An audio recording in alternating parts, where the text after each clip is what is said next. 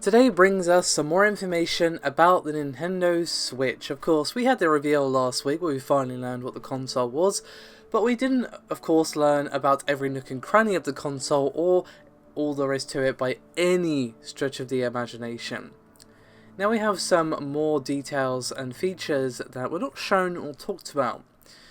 Now, numerous sources, including those which initially leaked to Eurogamer about the Switch's design of the tablet and the detachable controllers, have confirmed other things which Nintendo is currently keeping quiet. Let's begin with the screen on the Switch. It is 6.2 inches in size, 720p, and does have a capacitive multi-touch screen. Now, this is actually a first for Nintendo. Now, of course, both the 3DS and Wii U did have touchscreens, but these were resistive touchscreens reliant on pressure, and they were less precise, and also they were single touch only.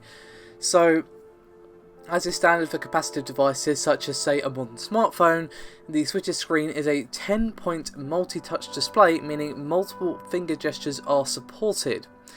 Now, I must say I'm a little bit surprised by this, to be honest, and obviously this is just a feature of when it's undocked, but it still is interesting nonetheless. Now, you might wonder, why didn't they show this in the trailer? It was probably just to keep the message nice and simple for that initial reveal.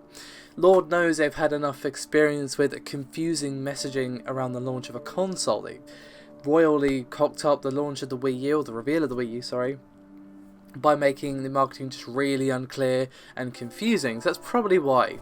They wanted to focus on the ability of the Switch, as in, you go from a home console to a handheld. And now we know that handheld also has touchscreens. So,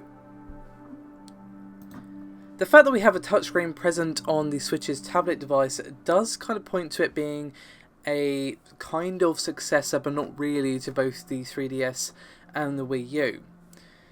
Now, does this mean it might play 3DS games digitally in the future? Possibly. Definitely means there's going to be some touchscreen functionality, which does mean it possibly could, but of course it's only one screen. There is that to consider as well. Now, the reason I was kind of skeptical about the presence of a touchscreen before this confirmation was, of course, the fact that, when you're playing the Switch when it's docked, which is going to be probably most of how it's played for a lot of people, the touchscreen is completely out of reach. It's completely obscured and hidden by the device that it's plugged into. You play either with the Joy-Con controllers attached to the grip or with a Pro controller. And again, you cannot access the touchscreen at all. Now, this answer may actually lie within the right-hand Joy-Con, which actually has a short-range IR sensor in its base.